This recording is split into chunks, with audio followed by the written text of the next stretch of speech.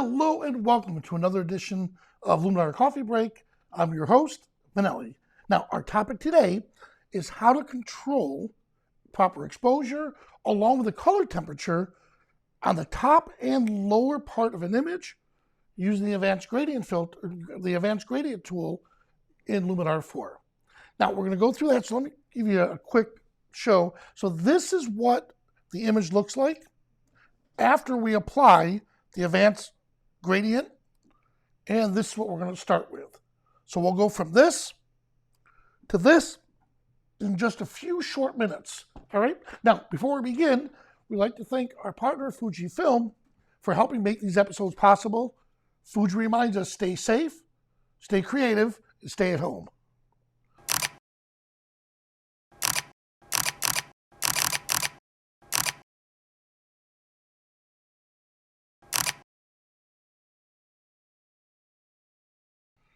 Great. Now, this episode was made because one of our members, Julie, asked me if we could show how to use the advanced gradient tool.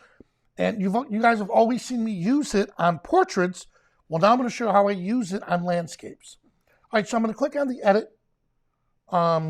pane, and let's start with the original. And actually, I'm going to start with the crop version. So all I did here was I just cropped it to make sure the horizon line is perfect. And there it is. All right, so let's start out. I'm going to use a look. And from the lifestyle collection, I just came down and I clicked beautiful sunsets. Now that's just a real good starting point. So before and after. All right, so let's do this.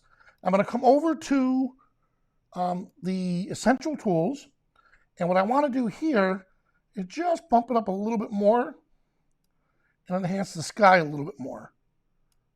That's looking good. So now, once I have all this set, let's do this. Go to light, and I want to enrich the blacks. So I'll click on the advanced settings, and there's the blacks, and I'm going to bump up the whites just a little bit.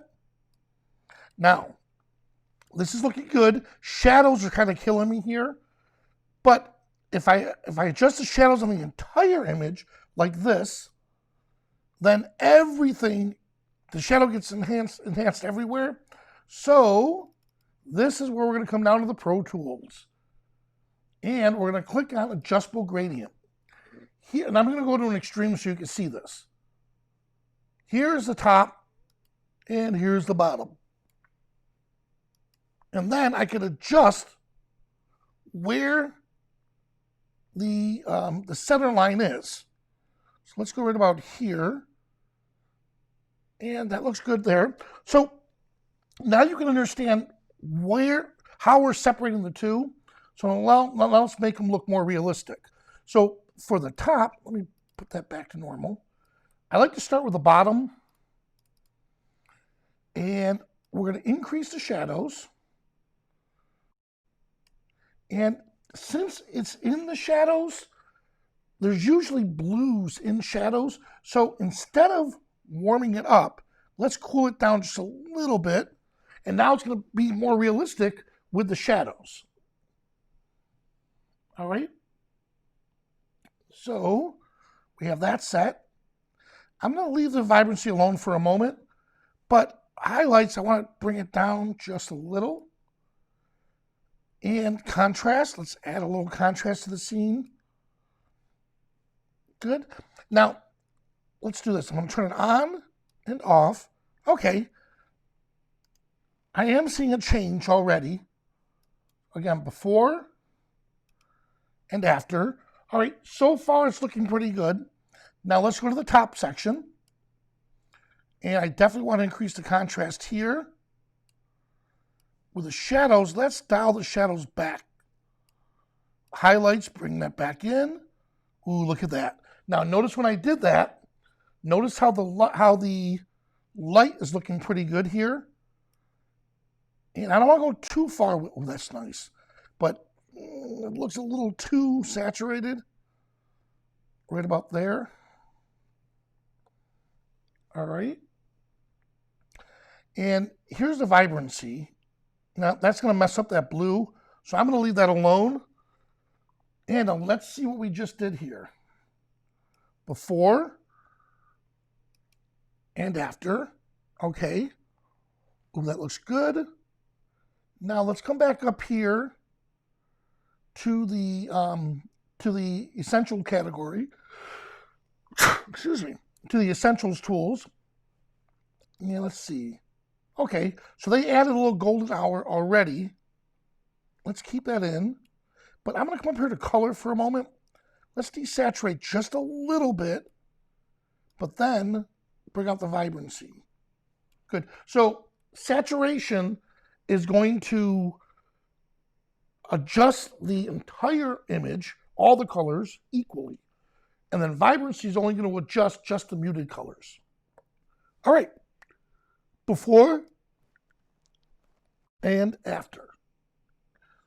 Awesome. All right, so let's see what else can we do with this then, since we have time. Well, you know what? Let's throw a vignette on it. That looks good there. All right. And you know what? While we're here, let's add a little structure. Ooh, I like that. And again, each time, click on before and after just to see what it's doing. Let's see what the detail will do.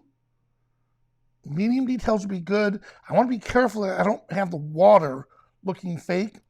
So what if we put a negative value on the small details? All right, that's great. All right, before, after. Now, since I have every tool on its own layer, let's make a real quick look. Let's call this sunset. And we have it here. And last but not least, here's a little trick that Richard Harrington showed me. If we go all the way to the top layers, this right here is going to control all the tools that we just did. Now I'm going to drop it down. So now we're right where we started from. And now we can bring it back until it looks realistic, right about, right there. That looks great. All right, so now we have to look at it. And Kabasi brought up a good point. He said, crop the bottom a bit so your horizon's in the middle.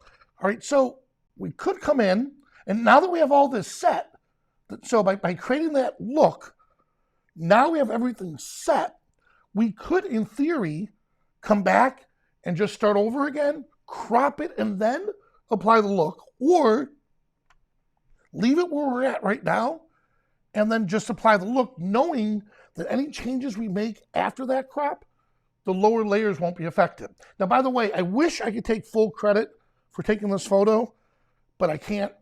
This photo was taken by Dima. He is one of the, I'm sorry, by, no, who's it? Let me see. Dima didn't take this one.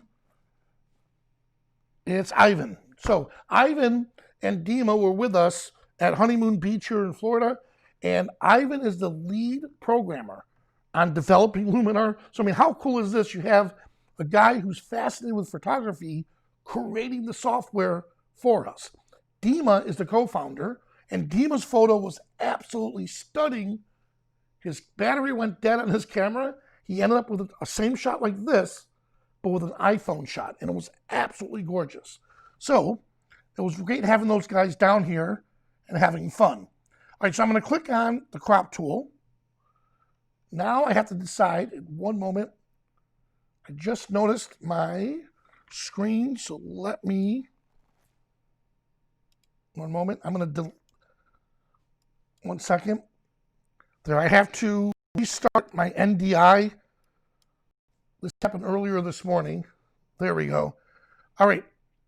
I'm going to unlock the crop. And let's bring it in right about here.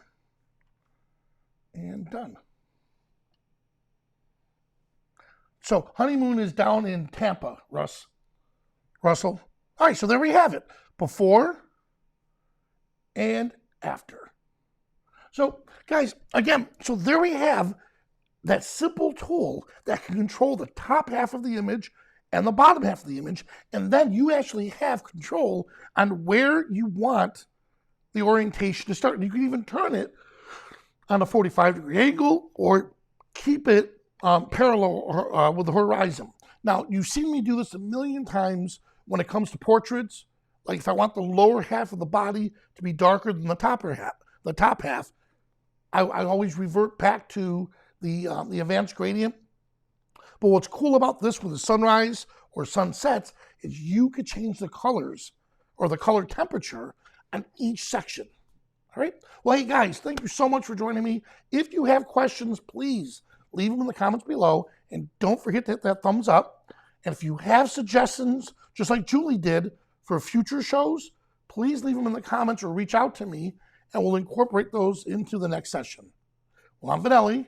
Thanks so much for watching, and I'll see you at the next coffee break.